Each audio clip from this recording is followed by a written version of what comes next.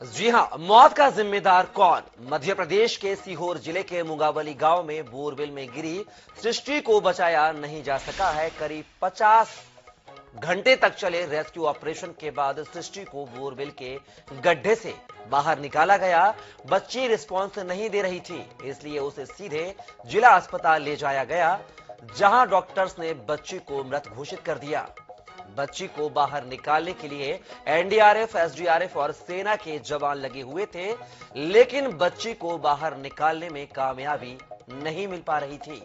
इसके बाद दिल्ली से रोबोटिक टीम को बुलाया गया। रोबोटिक टीम ने बोरवेल में रोबोट भेजकर सृष्टि की लोकेशन ट्रेस की। रोबोट से मिले डेटा के मुताबिक बच्ची 150 फीट की गहराई में थी, जहां पानी मौजूद था। मंगलवार दोपहर में खेलने के दौरान मासूम बच्ची खेत में मौजूद बोरवेल में जा गिरी थी। इस मामले में जिला प्रशासन ने खेत मालिक के खिलाफ कार्रवाई करते हुए उसे हिरासत में ले लिया है।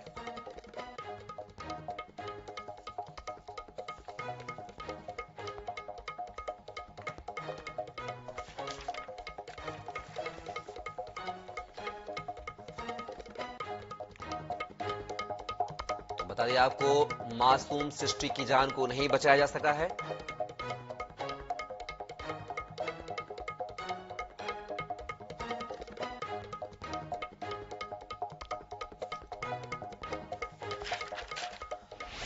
और इस खबर पर जो है हमारे साथ हमारे संवाददाता गौरव गुप्ता हमारे साथ लाइव जुड़े हुए हैं। गौरव, 3 दिन के रेस्क्यू ऑपरेशन चलाने के बाद भी सृष्टि को नहीं बचाया जा सका। आखिर खामियां कहां नजर आती हैं, सिस्टम में या कार्रवाई में या नियम कायदे कानून में? देखिए, 50 घंटे का ये पूरा रेस्क्यू ऑपरेशन चला और जब ये रेस्क्यू ऑपरेशन खत्म हुआ तो एक दुख भरी खबर के साथ ही ये रेस्क्यू ऑपरेशन खत्म हुआ। सृष्टि को नहीं बचाया जा सका। जब उसको वहां से निकाला गया तो उसकी वो जिंदा नहीं बल्कि उसकी लाश वहां से निकली।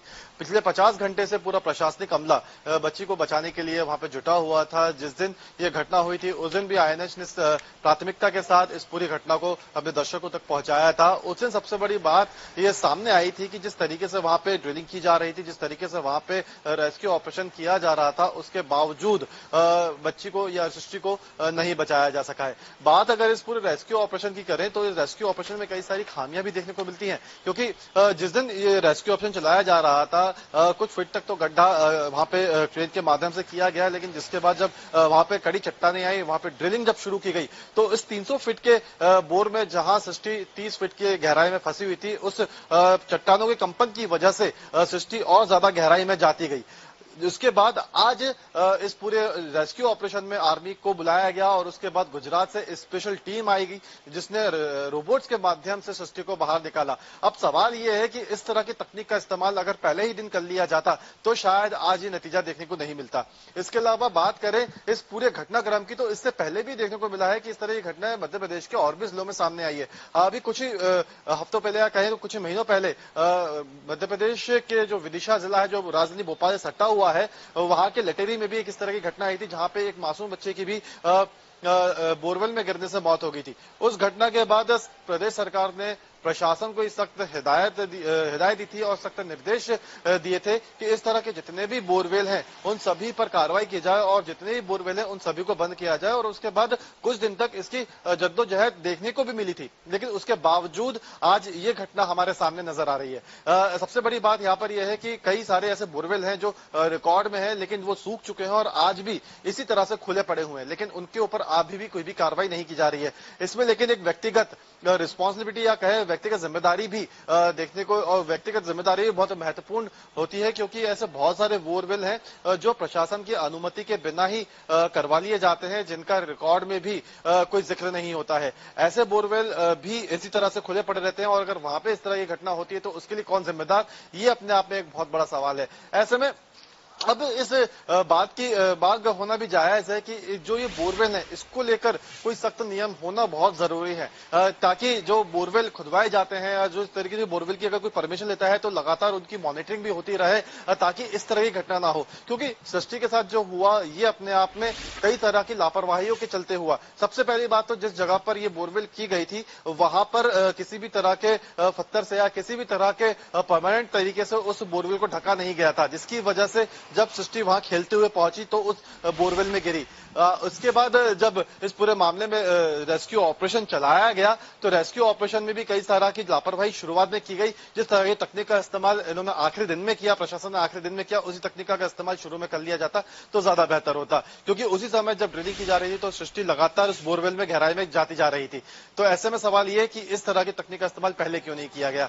तो वहीं अभी फिलहाल जो बोरवेल जिसका था उसके खिलाफ तो कार्रवाई यहाँ पे प्रशासन ने की है, लेकिन इस कार्रवाई के बाद, इस पूरे घटनाक्रम के बाद आगे क्या रणनीति सरकार की होती है, इस तरह के मामलों को लेकर क्या कार्रवाई करती है, ये अभी भी एक बड़ा सवाल है। जी बिल्कुल गौरव, कहीं ना कहीं ऐसे हादसों को लेकर जो बोर संचालक है या बोर मालिक है उनको गिरफ्तारी तो कर ली जाती है, लेकिन गौरव एक बड़ा सवाल यह है कि प्रदेश में धारा 188 के तहत कार्यवाही का भी यहां पर व्यवस्था है, कार्रवाई की व्यवस्था है। अभी हाल ही में आपने देखा होगा कि भोपाल के जो कलेक्टर थे तत्कालीन अविनाश लवानिया, उन्होंने एक आदेश जारी किया था कि अगर ऐसे जो खुले में बोरवेल है उनके संचालकों के खिलाफ जो है कार्रवाई की जाएगी और इनकी सूचना जो भी लोग देते हैं कि खुले में बोरवेल है उनको सम्मानित भी किया जाएगा। लेकिन इस तरह के जो फरमान है अधिकारी कर्मचारियों के, कलेक्टरों के, वह अमल में आते हुए नजर नहीं आ रहे हैं। इसके लिए आखिर खामियां कहां नजर आती हैं? सरकार को या प्रशासनिक अधिकारियों को ऐसी और क्या पहल करनी चाहिए ताकि लोग जागरूक हों और इस तरह के खुले में जो बोरवेल है उनको ना रखें, ढक कर रखें?